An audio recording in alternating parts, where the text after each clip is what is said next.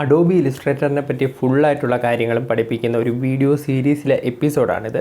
ഈ സീരീസിൽ വരുന്ന എല്ലാ വീഡിയോസും ഞാനൊരു പ്ലേലിസ്റ്റായിട്ട് ക്രിയേറ്റ് ചെയ്തിട്ടുണ്ട്. ആ പ്ലേലിസ്റ്റിലോട്ട് പോകാനുള്ള ലിങ്ക് ഞാൻ മുകളിൽ ഇവിടെ ഐ ബട്ടണിലും അതുപോലെ തന്നെ ഡിസ്ക്രിപ്ഷനിലും എൻ്റെ ലിങ്ക് ഞാൻ കൊടുത്തിട്ടുണ്ട്. ഇന്നത്തെ വീഡിയോയിൽ നമ്മൾ നോക്കാൻ പോകുന്നത് 3D ഓപ്ഷൻസിനെ പറ്റിയാണ്. നമുക്ക് Adobe Illustratorലും 3D ഓപ്ഷൻസ് കുറച്ച് അവൈലബിൾ ആണ്. അപ്പോൾ അതെങ്ങനെയൊക്കെ ഉപയോഗിക്കാം എന്നുള്ള കാര്യങ്ങളാണ് ഇന്നത്തെ വീഡിയോയിൽ നമ്മൾ നോക്കാൻ പോകുന്നത്. ഇല്ലുസ്ട്രേറ്ററിൽ 3D പഠിക്കാനായിട്ട് നമുക്ക് ആദ്യം ഒരു റെക്റ്റാങ്കിൾ ഇവിടെ വരയ്ക്കാം.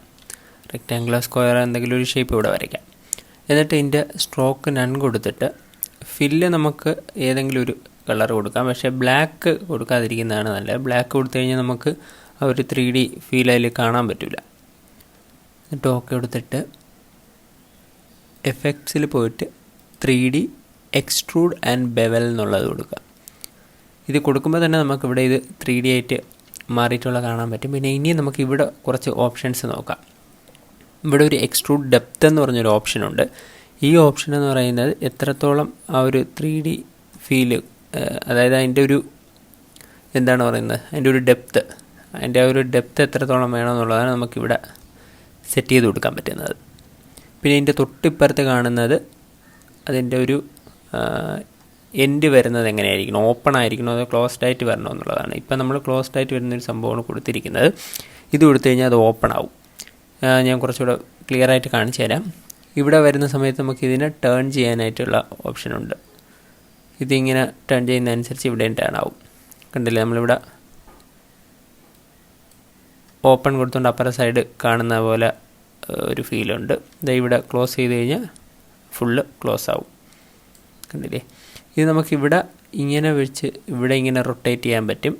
അതേപോലെ ഇങ്ങനെ ഈ എഡ്ജിൽ പിടിച്ചും റൊട്ടേറ്റ് ചെയ്യാൻ പറ്റും. അല്ലാതെ ഈ ഒരു ഫേസിൽ പിടിച്ചിട്ടും റൊട്ടേറ്റ് ചെയ്യാൻ പറ്റും. വേണമെങ്കിൽ ഇങ്ങനെ റൊട്ടേറ്റ് ചെയ്യാം, ഇങ്ങനെ റൊട്ടേറ്റ് ചെയ്യാനും പറ്റും. അത് നിങ്ങൾ ഓപ്പൺ ചെയ്തൊന്ന് ട്രൈ ചെയ്ത് നോക്കുമ്പോൾ നിങ്ങൾക്ക് കുറച്ചുകൂടെ ക്ലിയർ ആവും.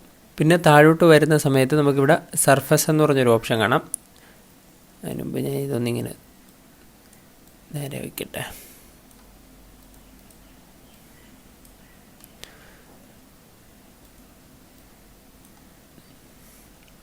സർഫസിൽ ഇപ്പോൾ പ്ലാസ്റ്റിക് ഷെയ്ഡിങ് എന്നുള്ള ഓപ്ഷനാണ് കിടക്കുന്നത്. പ്ലാസ്റ്റിക് ഷെയ്ഡിങ് എന്നുള്ളത് മാറ്റി നമുക്ക് വയർ ഫ്രെയിം എന്നുള്ളത് കൊടുത്തു കഴിഞ്ഞാൽ ആ ഒരു ഫ്രെയിം മാത്രമായിട്ടും കാണാൻ പറ്റും.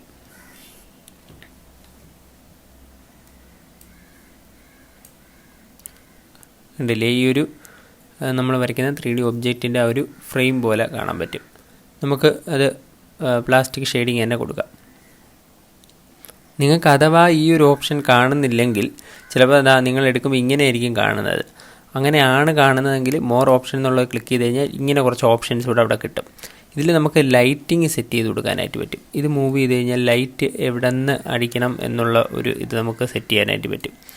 3D ഒബ്ജക്റ്റിൻ്റെ മെയിൻ ഒരു കാര്യമാണ് ഈ ലൈറ്റിംഗ് എന്ന് പറയുന്നത്. അപ്പോൾ അത് നമുക്കിവിടെ സെറ്റ് ചെയ്ത് കൊടുക്കാൻ പറ്റും. ഇതെന്നിട്ട് ഓക്കെ കൊടുത്തു കഴിഞ്ഞാൽ നമുക്കിതിവിടെ ഇങ്ങനെ കിട്ടും. ഞാൻ സെലക്ഷൻ ടൂൾ വെച്ച് ഞാൻ മൂവ് ചെയ്യണം. ഇത് ശരിക്കും പറഞ്ഞാൽ ഈ ഒരു ഷേപ്പായിട്ട് ഇത് കൺവേർട്ട് ആയിട്ടില്ല, ഇതിങ്ങനെ തന്നെയാണ് ഇരിക്കുന്നത്. ഇതിൽ നമുക്ക് വേണമെങ്കിൽ ഇനിയും ചേഞ്ച് ചെയ്യാം. അതിന് ഇതാ ഇവിടെ വന്നു കഴിഞ്ഞാൽ അപ്പിയറൻസ് എന്ന് പറഞ്ഞിട്ട് ഇതിൻ്റെ അടിയിൽ 3D എക്സ്ട്രൂഡ് ആൻഡ് ബെവൽ എന്ന് പറഞ്ഞ ഓപ്ഷനുണ്ട്. ഇതിൽ ക്ലിക്ക് ചെയ്ത് കഴിഞ്ഞാൽ വീണ്ടും നമുക്കിതിൽ ചേഞ്ച് വരുത്താനായിട്ട് പറ്റും. അഥവാ നിങ്ങൾക്ക് ഇവിടെ ഈ ഓപ്ഷൻ കാണുന്നില്ലെങ്കിൽ വിൻഡോ അപ്പിയറൻസ് എന്നുള്ളതിൽ പോയി കഴിഞ്ഞാൽ അവിടെയും 3D എക്സ്ട്രൂഡ് ആൻഡ് ബെവൽ എന്ന് പറഞ്ഞുള്ള ഓപ്ഷൻ കാണാൻ പറ്റും.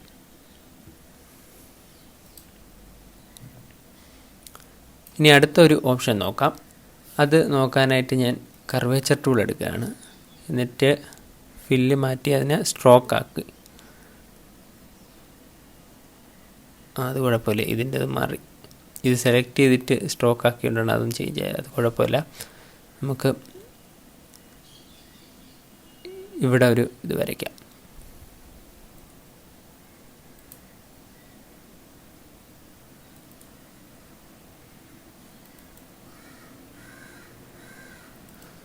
ഇവിടെ ഞാൻ ഇപ്പോൾ ഒരു ലൈൻ വരച്ചിട്ടുണ്ട് ഇങ്ങനെ. ഇനി ഞാൻ സെലക്ഷൻ ടൂൾ എടുത്തു കഴിഞ്ഞാൽ ഇത് ആ ലൈൻ എക്സ്ട്രാ നിന്ന ലൈൻ അങ്ങ് പൊക്കോളും. ഇല്ലെങ്കിൽ ആ ലൈനും ഇങ്ങനെ നമ്മൾ മൗസ് കൊണ്ടുകൊണ്ടെടുത്തെല്ലാം വരും.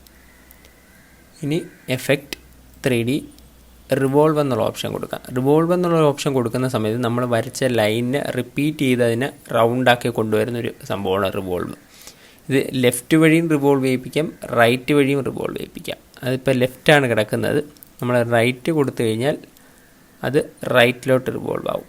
ഇവിടെ നമുക്ക് അതിൻ്റെ ഒരു റേഡിയസ് എത്രത്തോളം റേഡിയസിലായിരിക്കുന്നത് റിവോൾവ് ചെയ്യേണ്ടത് എന്നുള്ളത് സെറ്റ് ചെയ്ത് കൊടുക്കാൻ പറ്റും. ഇപ്പോൾ ഇതിവിടെ കൂട്ടുന്ന അനുസരിച്ച് കണ്ടില്ലേ അത് കൂടുന്നത്. 10 കൊടുത്തു കഴിഞ്ഞാൽ നമുക്ക് ആ ഒരു ഇത് കിട്ടും. ഇതിനെ നമുക്കിത് റൊട്ടേറ്റ് ചെയ്യാനും എല്ലാം പറ്റും.